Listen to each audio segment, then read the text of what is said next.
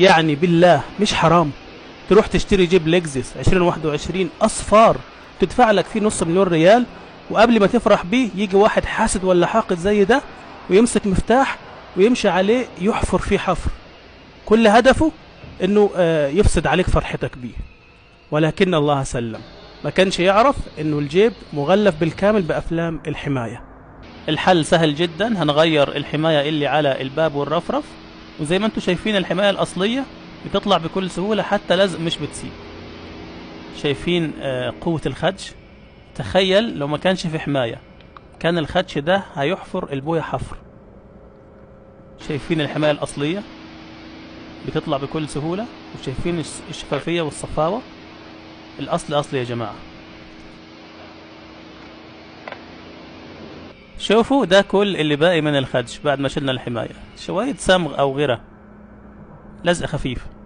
هنمسحه بمنشافة مايكروفايبر عليها قطرات من مزيل الغرة زي ما انتم شايفين بكل بساطة.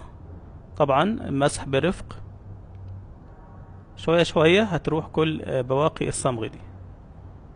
ما شاء الله تبارك الرحمن، وكأن شيئا لم يكن.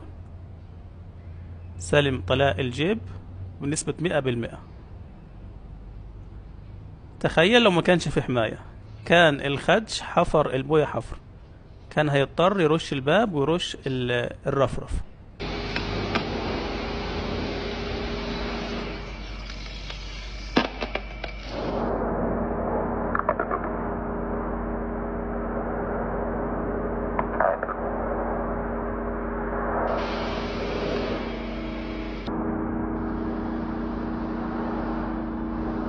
بس كده الموضوع سهل يعني. هنرجع نركب الحماية على الباب والرفرف الخلفي.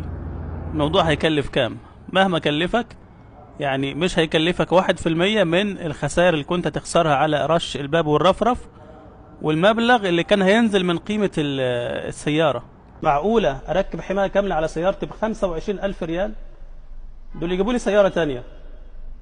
أولا عرض الحماية الكاملة عندنا مش بالسعر ده، أقل بكتير، يمكن نص السعر ده على حسب حجم السيارة. سيارة صغيرة، وسط، كبيرة، يعني 11,000 12,000، أعلى حاجة 13,000 ريال.